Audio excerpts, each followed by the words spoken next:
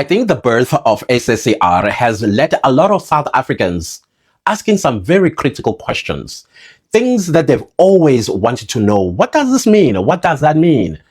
Because they wanted to understand their own country. They also wanted to understand how do they benefit from all these buzzwords that you would hear from experts, professors, clever people, etc., and so on. Now, I keep getting asked one very common question, which is actually a very good question. I love it. You always speak about South Africa being a constitutional democracy, but we are a Republic of South Africa.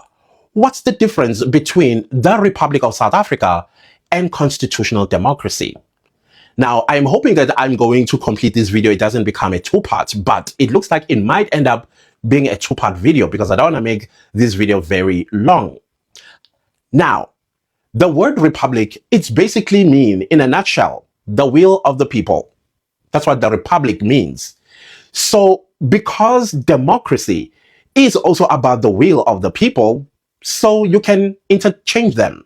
You can say South Africa or the Republic of South Africa or constitutional democracy being South Africa, because the will of the people in both aspects, they play the same role. So that's what the republic means. You and your power. South Africans are a different bunch of Africans. We govern with our power, the people's power. Our democratic approach is bottom up. What does that mean? It means it is us who tell the people at the top what to do and what not to do.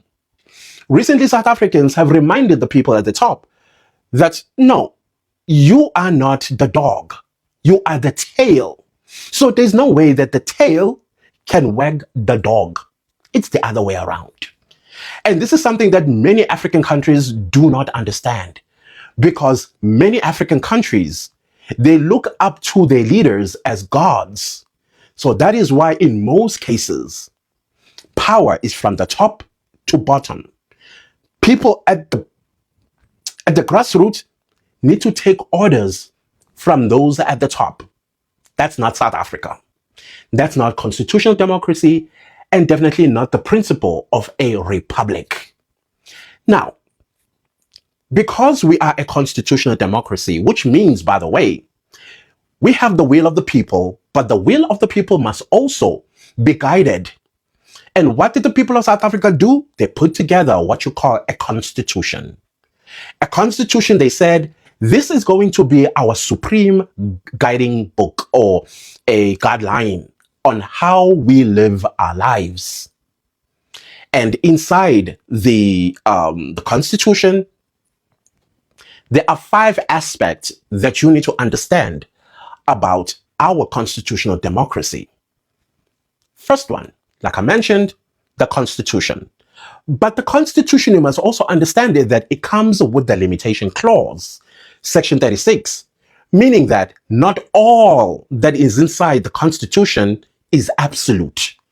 And the whole point of having a constitution is so that the people at the top do not overreach and think they are more powerful than the people. The second aspect of our democracy is the principle of separation of powers, meaning South Africa has 3 branches of government, or you can even say 3 spheres of government, being what? The judiciary, the constitutional court. The reason why I'm saying the constitutional court, because the Chief Justice of the constitutional court is responsible for all judicial duties of the country. That includes the constitutional court, the Supreme Court of Appeal, high courts, and magistrates, and special courts. That's what the responsibility of the Chief Justice of the Constitutional Court. And then the second branch of government is the executive. That's Ramaphosa, the president, and his cabinet members. They're called the executive. And then the third one is legislature. That's parliament. That's where laws are made. Now, here's the interesting part about the spheres of government, these 3 branches of government. One can never be more powerful than the other, and the other cannot tell the other what to do. They are all independent from each other. However, they are guided by the principle of checks and balance, making sure that nobody feels a bit more powerful than the other or interfere with the other by overreaching. Meaning the president cannot go and tell the judiciary, well, when it comes to Pala Pala, you need to find me innocent. He can't do that. That's interfering. That's the executive interfering with the judiciary. The judiciary too cannot go to parliament and order parliament what to do. But what it does is when it passes its judgments or orders that are constitutional violated, it will give direction to parliament on how they need to create a policy or a law that is going to cover the constitutional violation without ordering them what to do. Then the third sphere, no, the third aspect of our democracy is the rule of law. Every democracy has a what you would call a public policy.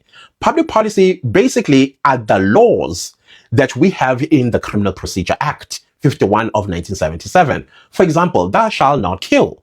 If you do so, it's a Schedule 5 offense or Schedule 1 offense, which carries X number of years if you're found guilty. Traffic laws or laws that you and I know, and also laws that we might not know. And here's the interesting part about the rule of law. You not knowing that there was a certain law, it doesn't concern itself with that ignorance. Ignorance of the law is not an excuse. Or ignorance of the law is not a defense. That's what the rule of law says. I know. Does that mean I have to know every law under the sun in South Africa? No.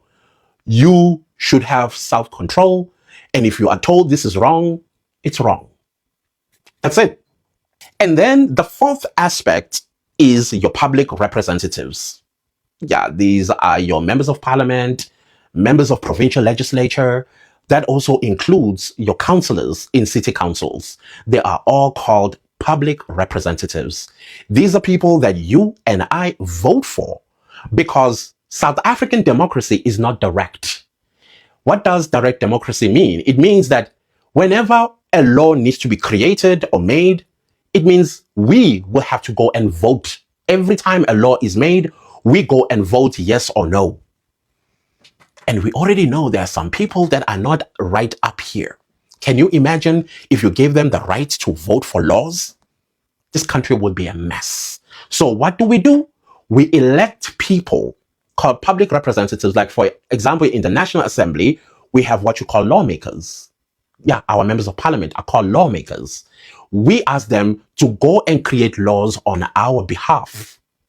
So every law that is made in parliament must be in line with the Constitution, because Section 2 of the Constitution is quite clear about the supremacy of the Constitution. And then there's a comma after that sentence that says law or conduct that is inconsistent with the Constitution is invalid.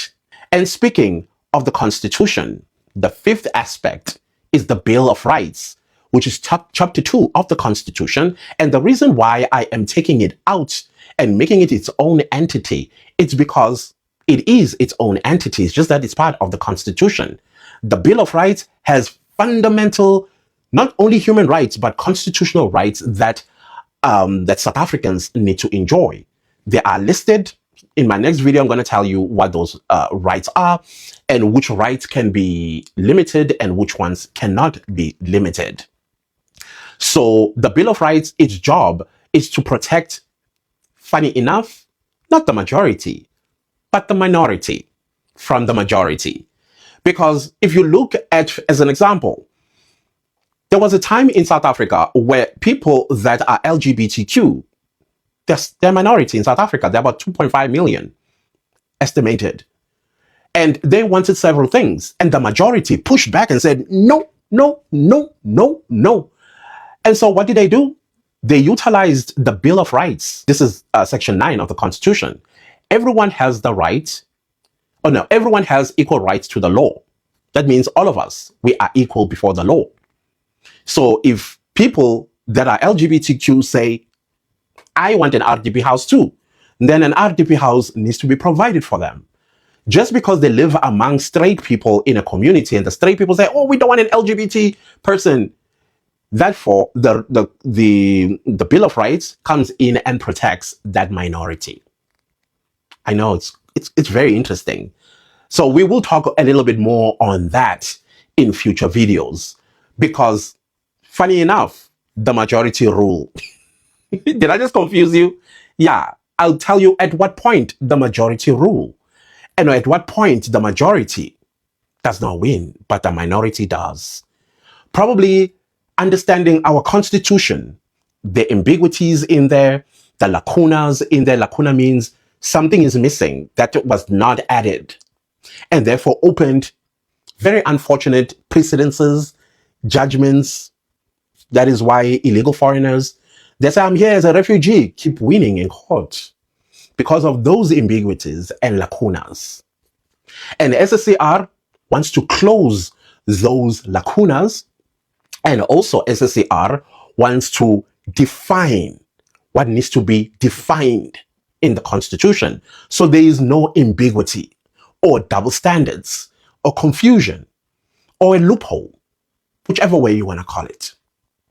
So remember, our democracy stands on 5 aspects of our constitutional democracy foundation: the Constitution and the limitation clause, the rule of law, separation of powers, public representatives, and the Bill of Rights.